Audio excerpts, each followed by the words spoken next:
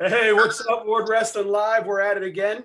It's our 1 o'clock hour, and we have a wrestling stud with us, and his name is Brock Hudkins. He transferred from Northern Illinois to Indiana. This will be his second season as a Hoosier. Last year, he was 10-2, ranked number 6 in the country at 125, which is arguably the toughest weight class in college wrestling. He was a two-time Indiana state champ at Danville High School, went 83-0 his junior and senior year, two-time NCAA qualifier, lost to Piccininni in the Bloodround, which he's not bad. And as I said, he was ranked 6th in the country prior to his injury. And we'll get into all that, but we've got him here today, and it seems like he's doing well. What's up, Brock? How's it going? Good, man. How's this kind of off season been effective for you, or has it probably maybe been a blessing for you because you get to rehab? A little bit of both. I mean, obviously, when I got injured in December, we had January, February, March, April, May, all that to rehab. So that's pretty much what I was doing while they were all training for Big Tens and nationals and stuff. You know, I was going 2-3 times a day just to rehab. But since we've been out here, it's been nice. You know, you take a week off and then you're just itching to be back on the mat. So, you know, I have a lot of club areas around here. I'm really close with a lot of these club places. You know, we got Avon right down the road. We got Contenders in Brownsburg. You know, we have stuff in Indianapolis. We got stuff down in South. So I'm really close with a lot of people. And right now we've been getting a big room, actually. We probably had like 20 people this last Tuesday wrestling around up there at one of the clubs, a couple college guys up there too. So it's been good to just, you know, chill and rehab. I've been just doing my PT and wrestling, you know, 3-4 times a week and just working out every day of the week. So, Well, that's good. So you've been able to actually have like contact wrestling. well, we didn't for a minute, but I was really close with one of my teammates, Asa Garcia, and we have a key to one of our facilities, and him and I were just going in there, rolling around, and then cleaning the place afterwards. And we probably did that for 4 weeks until we got a big group of us to come in, and now we just fade off of it. And there's a lot of times we wrestle with big guys. You know, we got like I said, Monday and Tuesday we probably had 20 plus kids in there, with at least 15 being college guys, and then more with high schoolers. And then Sundays, you know, a bunch of the Indiana guys get together and we go roll up at one of our places here, which is about 15 of us. Oh, well, that's awesome. Yeah, I was speaking to someone the other day, said they're going to go up to Indiana. I think it was Indiana, and get some rolls in Trey Lane down Yeah. in Florida. Yeah. He used to wrestle at my club. So, Yeah. So he said he was going to come up there and get some rolls in. So, you know, first of all, your first 2 years you were at Northern Illinois, and you've decided it was time for you to make a change, which is fine. You're allowed to do that.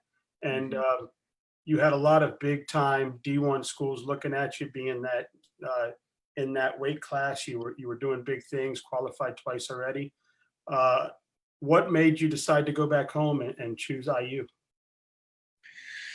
it was rough. It was definitely hard. I didn't know where I wanted to go at first when I left NIU, and it's nothing against NIU. I loved the coaches there. I loved the team there. It was awesome. It was a good experience. I just felt like I wasn't getting my full potential, and it wasn't anybody's fault. It was just more opportunity at a Big Ten school. So I was really looking for Big Ten schools or Big 12 schools, you know, places that are big names to wrestling and they have more possibilities. They got, you know, no offense, better recruits, but that's just because you can draw top 10 high schoolers in, and that's what you need. So honestly, when I was looking, part of me was drawn back home, but I was not actually set in stone at home. You know, at one point I was even set to go to Rutgers. And like I said, you know, I even had Campbell looking at me out in North Carolina, and then Purdue. So then when it really boiled down to, you know, where do I want to be at? Where am I going to fit best? There was talk about, you know, going up to 33, and that could have swayed my decision at certain places. So it just depended, you know. I really connected with Angel. I thought to myself, based on these other places, I could be very successful. Purdue, honestly, I could have been really successful at 133 with Purdue, but would I have someone like Angel Escobedo in my corner? No way. A world medalist, 3-time, 4-time national champ. There's nobody else can compete with that. So when I really thought about, who can I be one-on-one with, who can take me the farthest, I thought Angel. And I bought into that, and that's why I chose IU. Oh, awesome. Well, congratulations. Obviously, we all saw Rutgers just got themselves a stud too. So Yeah. Good for them. So first off, before we get real deep into it, I know you came up through the Indiana Wrestling Youth Program, and a place that really helped you grow was the Indiana Pride Wrestling Academy. So talk about your youth wrestling in Indiana and what that academy has meant to you. Well, there's actually 2 academies that mean a lot to me. It's Contenders Wrestling, which is located in Brownsburg and Greenwood, and then Indiana Pride for sure. When I was young, I started out with Ryan, who's at Contenders, Ryan Parrish. And believe it or not, we used to wrestle in his mom's garage. That's how it's been. And it was with Trey Lane and Hunter Fox and all of them. And we would be out there in this little, 10 by 10 garage, just 5 kids, 6 kids tops, just rolling around. And that I loved it. I loved every bit of it, but that is what put me on initially. I went on to win Indy Nationals. I went on to win ISWA state. I was a Triple Crown winner, all these things. And I wasn't really getting looked at in high school by colleges. Well, first they couldn't talk to me, but I didn't feel like I was getting my name out there the way I needed to. And it was nothing against Ryan, because now what he does is he's very good about putting his kids out there. He sends them out to national tournaments. We have little kids who are probably 10, 11 going out to Reno, which is Worlds, and all these things. So he's done a lot better. But when I was around for that age, I needed a change. And I told Ryan, hey, I want to change. And it was nothing against him. And he didn't like it. At first he was like, well, why don't you want to stay here? This is your home, which it was. It totally was. And I love Ryan to death. But I had to make a point. So I told Ryan, I said, okay, Ryan, I tell you what, you and I will start wrestling and I'll stay around. So I would go in and do privates with Ryan one-on-one, because there was nobody else he had that was really beating me. And I was just at the point where I was like, I need to be around better. And he understood that. So he started wrestling me. And I remember one Sunday that we went, I said, Ryan, if you take me down one time today, I will not leave. And he said, okay. I took him down 16 times, and he didn't take me down. And he finally laid there and said, you know what? I think it is time that you move on. And I was like, Ryan, I swear to God, I'll keep coming back. I'll keep coming here. I'll show my face. And I did. And I made my promise to him, and I ran camps for him, and I did lessons for him. And I did everything, I could. But the second place was at Indiana Pride with Nick Hull.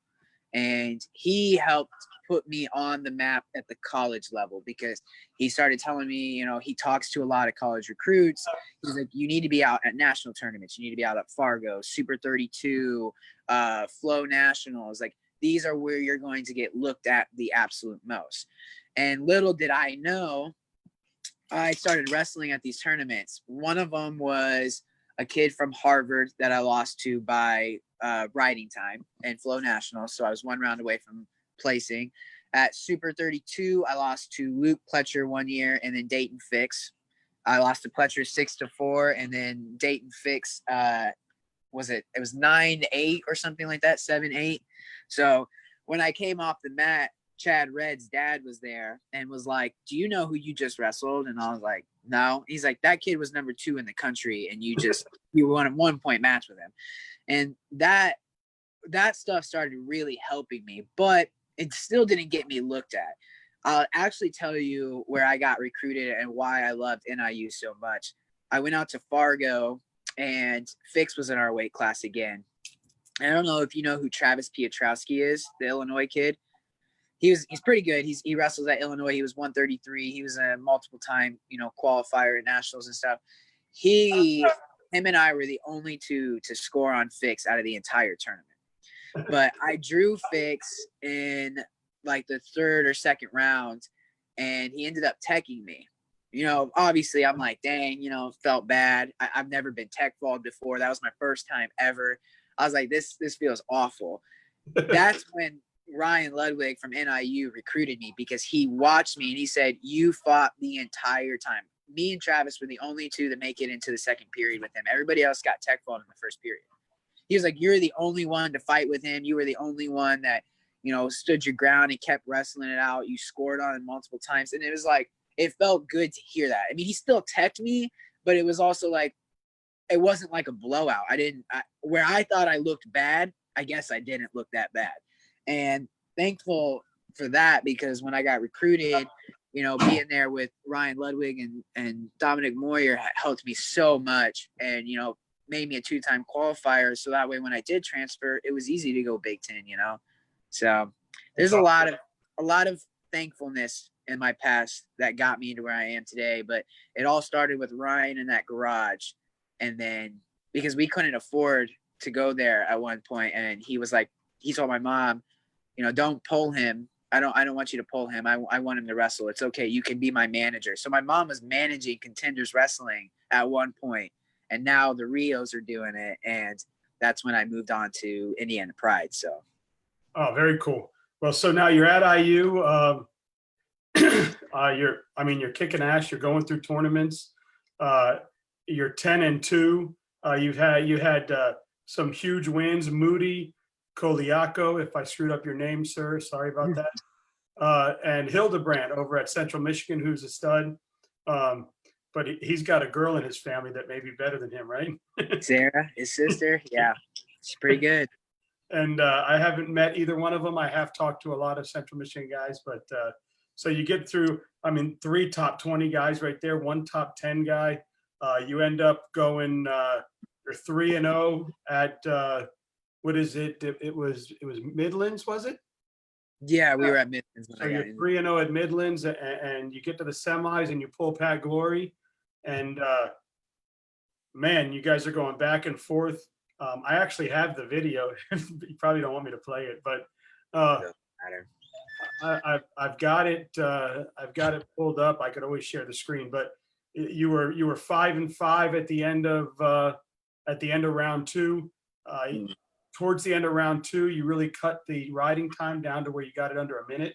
Yeah. Get into round 3, and you get that questionable call that with the. It was full Nelson. They said I had a full Nelson, which it was around the minute. Nelson, but what? It was about the 1.5 minute mark. So obviously the brick got thrown. I think you could hear that it was going to be hard for them to make a decision. You couldn't really see from the camera area, but so he's up 6-5, and you guys go into the third round, and you're just you get top. So you're riding them, and man, you rode them out the whole entire period to get that 6-6 tie, and you go into overtime. And I guess take us through the overtime where you're about to pull out, and that's when you got the injury, right? Yeah. It's hard. It's hard to think about and talk about, because of the injury, but there was a lot that went into that match. That was a lot of training at IU. One of the biggest things, we train at IU is to be composed throughout the entire match. So like you were saying with the full Nelson, where I got an illegal call, as crappy as that was, and believe it or not, during that match, if you watch, the ref looks at me, and I have nothing against this ref. He did not screw me. Yeah, I still had a fair advantage. But he said it was because both hands were on the head at one point. And I looked at him and I said, okay, well, I didn't touch. Like, I had my hand at the elbow and my other hand on his head. He says, no. You had both hands on the head. They weren't touching, but they were on the head. I said, all right, whatever. That's why I just shrugged it off and I kept wrestling, because again, I can't let that get to me. I can't think about, oh my God, I just got screwed out of a point, because then I'll lose the match. So I was like, just focus on what I can control, and what I can control is just riding him out. Well, after the match, I'm going to tell him a little bit. My coach knows the head official, like every coach does, and he brought it to him and was like, tell me how this is illegal. He told my wrestler that both hands were on the head, but they weren't touching. Then he decided to tell the head official, no, his hands were touching. His hands were overlapping one another, which I know for a fact they weren't, because I know where I put my hands. Sure. But again, I have to stay composed. I have to be smart. I have to wrestle the way I can. So I was riding him out. I'm not going to lie. I've never had a forearm burn like that. I've always had some hard workouts where my forearms were burning, but I was squeezing as hard as I possibly could, because I didn't know I was going to get riding time at the moment. But then when I looked over, my coach Isaac was, ride him. I'm like, okay, I got to do this. Like, they want me to do this. So standing up, you can see it. I'm exhausted. I'm tired, but Yeah, you had your hooks in the whole time. Oh, it was like holding on to a crazy bull. I'm standing up and I could just feel my arms all limp. I have no muscle strength right now. I'm like, oh no, here we go. And I get in my stance, and I'm thinking to myself, I can think about how tired I am, but I know it was exhausting because he didn't stop moving. If he would have stopped moving, I would have turned him. So he had to fight the entire time. So I know he's equally as exhausted as me. So we're wrestling, and I try to hit my, quick little duck that I'm actually really good at. I'm so surprised I didn't get it. And I was a little upset. I was like, dang, looking back on it, and I'm like, if I would have just set it up a little bit better, I would have never probably got hurt, but it happens. Again, you have to focus on what's right in front of you. I thought to myself, you weren't even going for a low single. Well, if you watch in the beginning, I try to hit a slick duck, but he keeps my hand. I get underneath him, and this is a duck that I've scored on, like you said, Drew Hildebrandt, Kalakio, Moody. I hit this duck on everybody, and it was the first time it hasn't worked, and I know it's because I was exhausted. And obviously he probably knew, like, he's like, okay. Oh yeah, they probably watched film on it. They probably knew it was coming. But I actually had it. I slipped underneath him. I was completely under him. The technique I used screwed me because of the way I did it. And it's just something I've worked on with my coach. But as we came back up, I thought to myself, okay, I have to shoot. Like, he shot this whole time. I've already been hit for stalling. I need to take an attack, but I need it to be smart. And, I hit that single. I'm like, man, he's going to scramble. That's okay. All I need to think about is getting weight into him. So when I hit that, I let him do his roll, let him do what he needed to do. And then I thought to myself, danger zone. All I got to do is hold him here. So not going to lie, watching a bunch of Spencer Lee matches, I'm thinking, oh yeah, I can do this. I can keep my legs straight. I can do the splits. I can, hold him, get my danger zone. I'm pressuring in. And he has my leg here. He just sits up awkwardly and it just pops. It was crazy because the whole match, if you watch, you guys were leg fighting a lot, and knees were turned around. And the whole time I'm watching the match, I'm thinking, okay, here comes that injury. And the match kept getting better and better. And I was like, damn, I'm glad I watched this. And then on something so silly, man. And I mean, I guess they say that's where it happens, right? Something so silly. Yeah. But it was a great match. And I mean, you could see that you were not just in pain, but obviously devastated. And you could see where the Princeton guys came over and tried to shout you out a little bit, make sure you're okay. And it looked like obviously Glory. Nobody wants to win that way. If it was him laying there and you up, you would have felt the same way. And I have no bad feelings for the Princetons at all. They were not mean. They were not rude. What their coach said to Angel was amazing, and I know exactly what, Glory's feeling. And I can't speak for him, but I know how it feels to like win that way. It's not what you want. It's not the way to win. And I think he wanted to earn the victory. And I think part of it, I think he knew he might have lost that match just because he was at second danger zone. They were about to call it for 3 when I yelled. So that's just how it happens.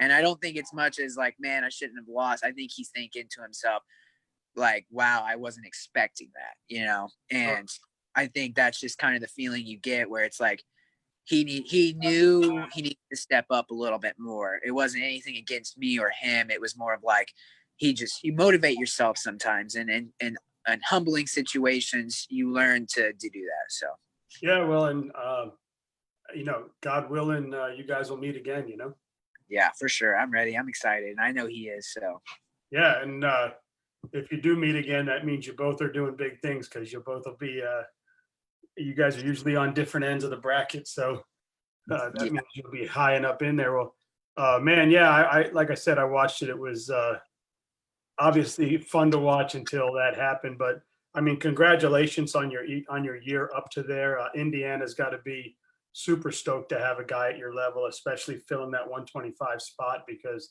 that is a spot in the Big Ten where there are no holes. Everybody right. you wrestle every week at 125 is going to be, man, a hammer. I was Yeah. watching, like I said, I had Luke Welch on. I know he's a buddy of yours. He's coaching Yeah. now, and he said, yeah, man, every week was a grind, man. Whether it was, I think at IU before you was Elijah Oliver. Oliver, yeah, Yeah. having to go. He had to wrestle Seabass, and he had to wrestle Spencer, and he had to wrestle. Yeah, I'm You sure you. never get a break, man. You never get a break. Yeah, so man, coming through that, he's like success is being ranked the top 10 in 125. Man, that's a hell of a run there. So, man, I'm sure Indiana's excited to get you back on the mat. I'm sure you're excited to get back on the mat. And I mean, obviously, you've got another fan here because I'll be watching you. It'll be fun. I've got a series that I've been doing called Ask the Ref. What a Okay. good time to ask you this question. It's called Ask the Ref. I've been doing it like every other Friday, and this is my first time where I'm actually asking the people that I have on to provide a question you would like me to ask the ref. I'm guessing it's going to have to do something with a full Nelson here, but I just want to know why would you tell the wrestler one thing and then the head official another thing? And I do not think he was trying to screw me whatsoever. There was no bad intentions. Ain't that ref's name is Angel, and he has refed me multiple times, and I don't think there's anything bad with him. He is actually one of the better refs, but what he said to me and then what he said to the head official is like, okay, I don't know what to believe. I know what I did, and no matter what, I can't take it back. Like I said, it doesn't matter because even if we say, oh, it wasn't a full Nelson, it doesn't matter. Glory still won the match. Even yeah, if we said, it's crazy because I was listening to I was listening to a USA wrestling coach, and he said that, like you said, how your coach teaches you. He said that we teach our wrestlers to prepare for bad calls.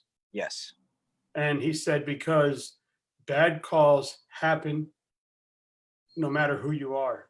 yeah, And they're, 90% of them are not intentional.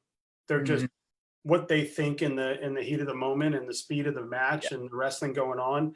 And I'm sure, there's refs that the speed of the match in high school is different than the speed of the match in college. And maybe they're up a level right now and they miss a call. But he said, yeah, we prepare the athletes that call is going to happen at some point during the match. You need, Yes. you need to just check out and not even let it affect you. Well, so like what I said, the biggest thing to focus on is to control what you can control, and I can't make the ref make a call. I can't make the ref overturn a call. I can't force the score to be a certain way. I can't do any of these things. All I can do is focus on what I can control. And what I can control is my energy, my tempo, how I wrestle, what I do, just being smart. And I think I handled that situation extremely well because as much as it hurt to see him put a point on, because if you really think about it, if I get that riding time and there wasn't an illegal hold, I win the match 5-6. But also you may have wrestled differently if you got that. Yeah, So that's the point. you may not have tried to hold him down. You might have tried Exactly. and got So a caught. lot of people say that, a lot of people are like, oh, he screwed you. And I'm like, well, what if, like you just said, in my mind, oh, it's okay if he gets one, we'll be tied 6-6 and we'll just go into overtime. As much as I don't want that to happen, what if that ran through my mind and somehow he got it out, So you can't blame the ref. The ref doesn't control the entire match. So yes, that call can change the match, but it could have changed it in a better way than I think, you know? So it's hard to say, because another way you can look at it is, let's say he doesn't call it and Pat Glory gets out. Okay, we're 6-6, but then he takes me down. Yeah. And then it's like, oh, Because there was well, plenty of time left. yeah. It was at the 132 point of the Yep. match, I think, and it was 137 point of the third round. So there was plenty of time for, for anything to happen. So yeah, I guess you can look at it, and the match was close enough to where could it have affected it one way or the other? I Yeah. guess you're right. And it's cool to see somebody, like yourself be like, hey, look, shit happens, man. Yeah. I It's can't hard. think It's about it. hard because as a fan, you have, like, as a wrestler, you have fans that speak out all the time about, oh, this ref screwed you, oh, that's BS, oh, this and that. And it's like, I totally get it. And I thank you guys so much, because you guys defend the wrestlers, but the issue is refs are human beings as well, that we all make mistakes. We all go home. We all do the same thing. So a mistake's going to happen. And that is why we focus on what you can control. You can't control what the ref's going to call. You can't control what the ref's going to do. You can't control what the other kid's going to do. If Pat Roy just stood up and punched me in the face, I can't control that. Right. I can't do anything. So the point is to just stay focused, to just do what you can do, what you are capable of controlling. And I think thinking that way was what changed that match, because as soon as he told me again, oh, it's because both hands were on the head, in my mind, I thought to myself, no way. But I also was like, okay, just let it go, let it go. And let's just keep doing this. Like, let's just keep wrestling.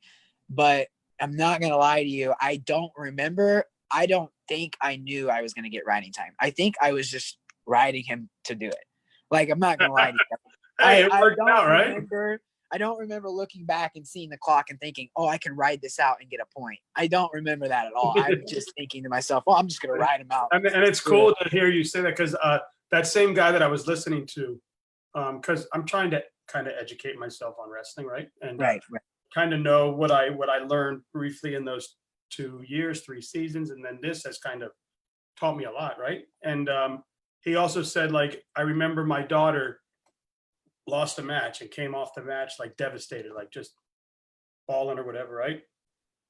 And he said he asked her, well, did you train for the match? Yeah. Did you do everything you possibly could to be ready for the match? Yes. Mm-hmm. Did you control what you could control? Did you wrestle as hard as you could wrestle? Yeah. Well, you can't control how good your opponent is. So you did everything correct. We just need to work on some stuff. And it was kind of cool.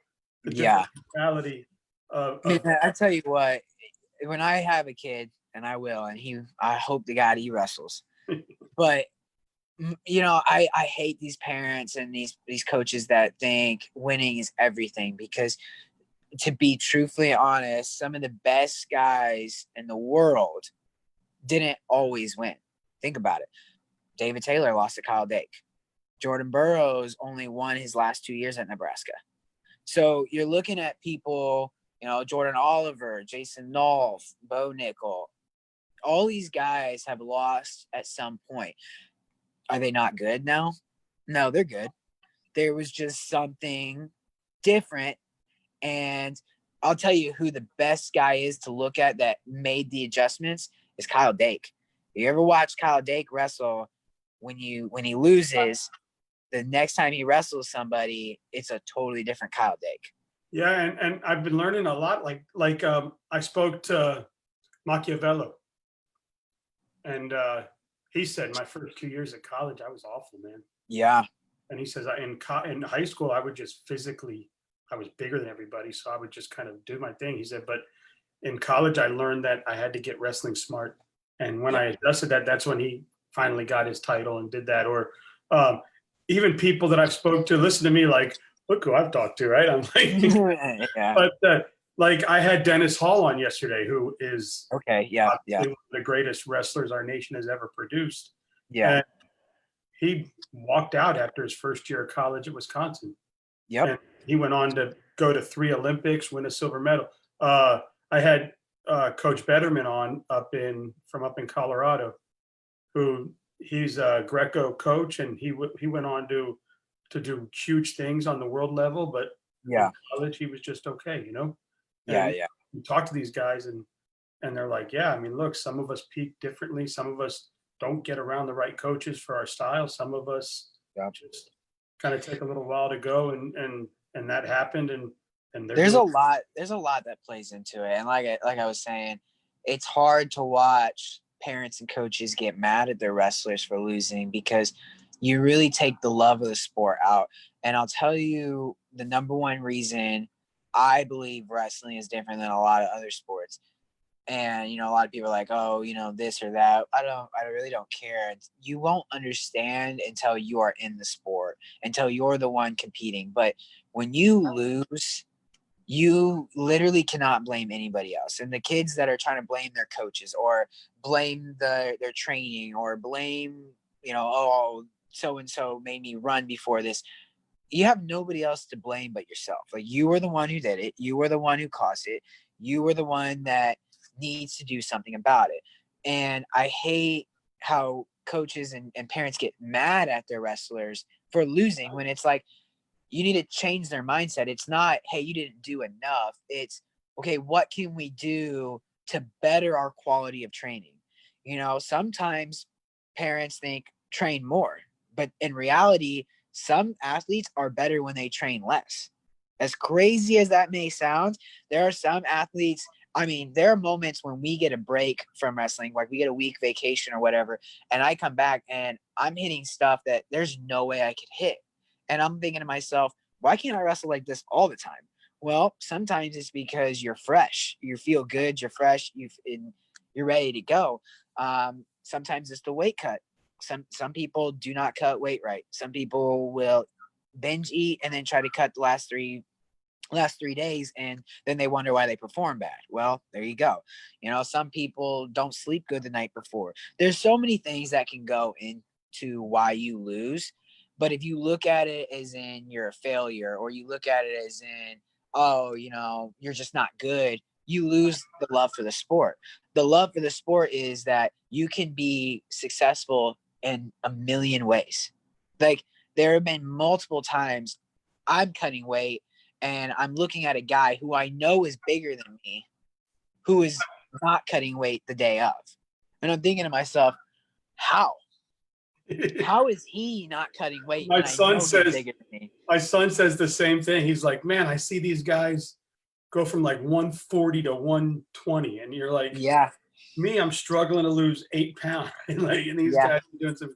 And I think I've learned as a dad too, kind of, transitioning from working all the time to changing my life to having that first off season with him and having him look at me like, hey, can you please stay the F away from me for 10 minutes after a yeah, match? yeah, So I learned that. And then you can also see like, man, it breaks your heart as a parent when you see your kid crying, right? yeah. I So don't know for sure. so it's like I just think, man, they're hard enough on themselves. Like, yeah, in the stands, are we yelling and screaming? Are we going go go go? Have Yeah, I yeah, made some mistakes as a parent where my son's coach had to look back at me and be like, okay, get out of here, right? yeah. Just Uh, chill. like we were at and I'm gonna get into the 10 questions here for you. But we were at a tournament and I swear Daniel had the shoulders down. And of course, this was before this was before starting this show. This was before, having a ref tell me to go on to NFHS and watch the little reffing videos for 90 minutes. And this is before me learning all this stuff and understanding that it's not shoulders, it's clavicle or whatever it's called back Yep, yep. then. So I just thought, and I'm like, it's one of those tournaments where, they got 4 mats in the gym and then they got a mat in the dining room. So you got to go Okay. across to the Yep, yeah, cafeteria. yep, But yep, the yep. cafeteria mat is like parents are right on top of the mat, and I'm right down like his fucking shoulder. Yeah, And I'm like, uh-oh. And the coach looks at me like, I'm like, oh, yeah. I'm not supposed to do that. So I'm No. getting better. And but through this show, I've learned like I can't wait to be back in competition and watching them again because I've learned Yeah. things to say. And I Well, hope. the best thing to do sometimes, like you said, we are harder on ourselves. Like we really are. We think like Pat Glory is a prime example. You win the match. The best thing you can do is just move on, look forward to the finals. He didn't do that on purpose. He didn't mean to do that. It was not his intentions, but you could see it in his face when he won that he didn't feel like he deserved it. Nobody came up to Pat and said, "Hey, you don't deserve it." Nobody came up to him and said, "Hey, this is your fault." Nobody said It's the anything to him. competitor. It's you watch Yeah. you watch not a football game because you never see like a whole team just walk off the field, right? But Yeah. like you watch tennis or anything like that. When the other player gets injured, the other tennis guy doesn't want it. That Yeah. But, It's like that's not how I want to win. Yeah, man. All right, so let me get through these 10 questions. You ready? Yep, let's go. All right, Freddy's or Dairy Cottage? Probably Dairy Cottage. Big Boys or Pizza Pete? Big Boys. The Speedway or Lucas Oil?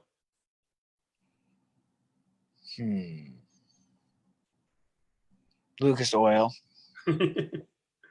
Hoosier Pie or Percy Man Pudding? Hoosier Pie. The Colts or the Pacers? Pacers. I'm not a big football fan. All right, perfect. Luke laughed at this question, but he couldn't pick Hoosier Chili because he's a Purdue guy, right? So Yeah. Hoosier Chili or sauerkraut balls? Hoosier Chili. He's like, man, sauerkraut balls just because I'm not chili. Yeah, you can't say Hoosier Chili when you're Purdue. Yeah. Fort Wayne Zoo or Indiana Zoo? Indiana Zoo all day. Fargo or 32? That's rough. Fargo sucks. I think Super 32. At a tournament, a flow tournament or a track tournament? Ooh. I mean, it depends. I think flow has way better coverage, but track wrestling, you have the dashboard. So even if you don't pay for it, you still get to see what's going on. You get to update it. And, that's what our state was on. I like flow wrestling. I like watching their stuff. But I think if you're talking about public stuff, I think track wrestling tries to get it out to their people better without, oh, hey, we need you to buy this and buy that and buy this. Yeah, and this is as far as they both run a tournament. Not as far as do I like Flow's video better than track or whatever. But yeah, I think Flow's better with videos, but I think track's better with coverage to get it out to people. Cool. All right. 2 Indiana legends, Larry Bird, Reggie Miller. Larry Bird. Woo, your boy picked Reggie. Yeah. Yeah. That. That's awesome, man. Hey, man, this was so much fun. Please come back on anytime. I hope I get a chance to meet you in person one day and get out of this whole thing. It looks like they just announced in Florida that they're shutting the bars back down. Really? So, yeah, things are spiking. So here we go again. And Indiana, man, they're opening up the bars. They're letting us in. Yeah, that's good. Well, they let everybody in, and then everybody, I guess, didn't drink responsibly or whatever they're saying. So now, I guess they're going to go back to garage parties. Hey, whatever you got to do, right? Yeah, man. Hey, brother, God bless you, man. Good luck next year. I'll root for you. I'll be trying to catch up on your matches, and I've got your cell, so we'll stay in touch. And anytime you want to come on, any of your coaches want to come on, please, they're welcome. Yeah, for sure. With them. Any other Hoosiers want to come on, I got you. Whatever you need me to do. Okay, cool. Thank you so much, man, and good luck to your son. And you guys, stay safe through this whole quarantine. So. Yeah, man. See you. Glad your knee's doing better. Thank you.